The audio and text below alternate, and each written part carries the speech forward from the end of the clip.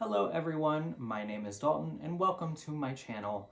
Today I am going to be doing the end of the year book tag, which just consists of a couple questions going over books that I still need to finish this year, what books I'm most excited to finish, what books I started and need to finish, that sort of thing. So without further ado, let's get into the video.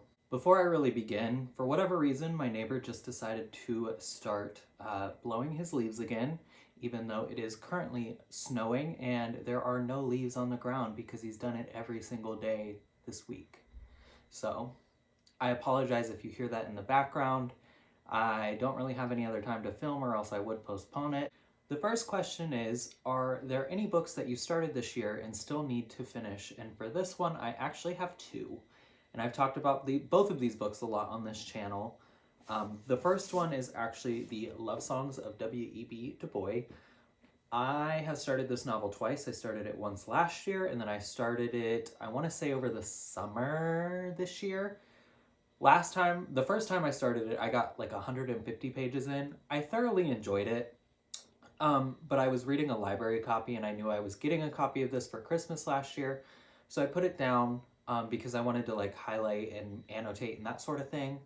And then when I picked it up this summer, I just wasn't in the mood for this type of a novel. I've had a very strange reading year where I've had a lot of ups and downs, and this just wasn't keeping my attention like I thought it deserved.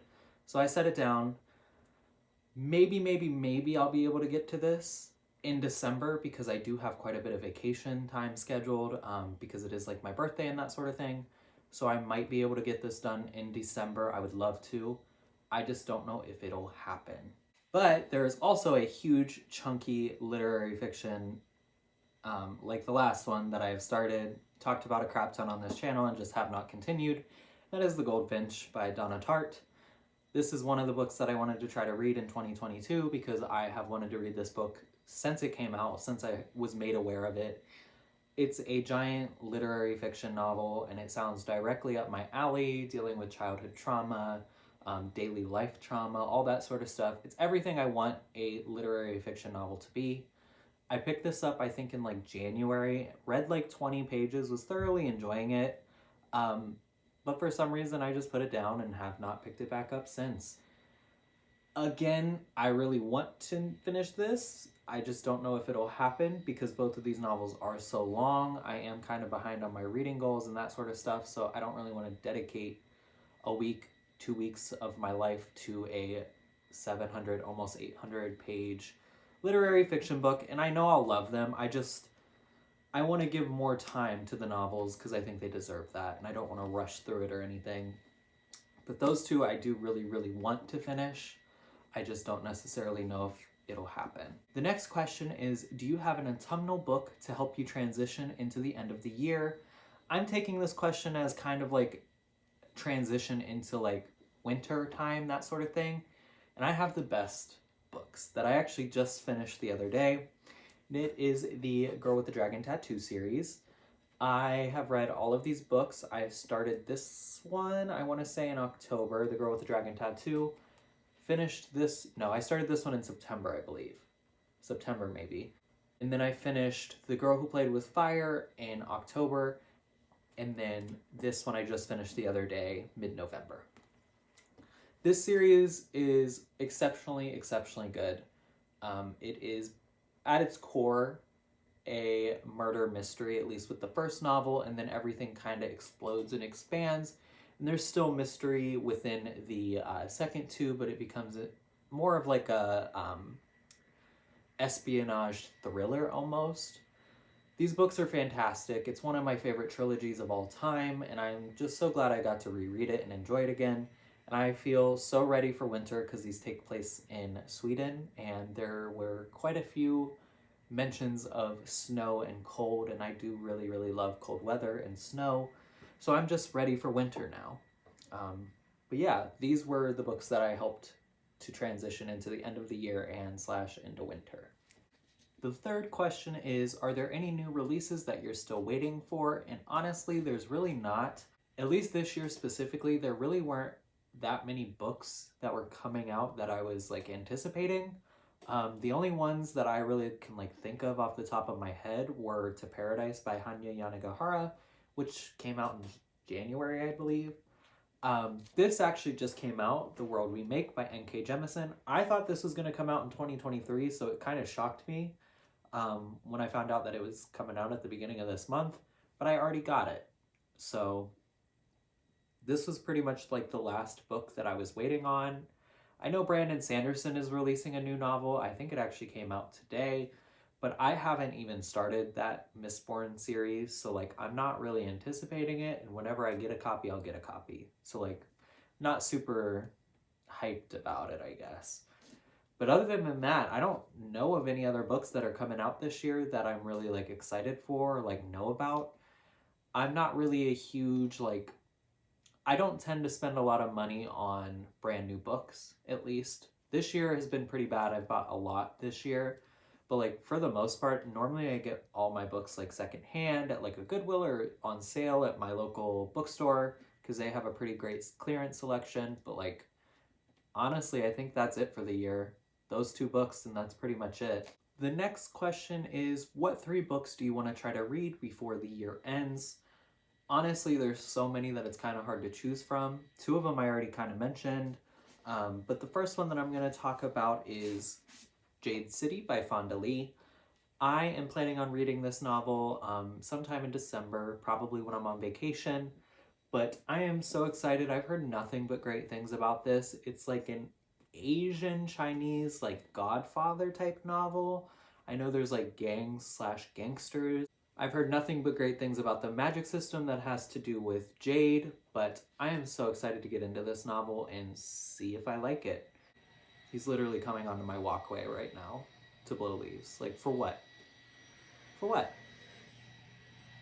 My window's right there. I can see him. Then the next book that I want to try to get to before the end of the year is The Mask of Mirrors. I've talked about this book a crap ton as well. I don't think I'll have time to get to it, but I still would love, love, love, love, love to.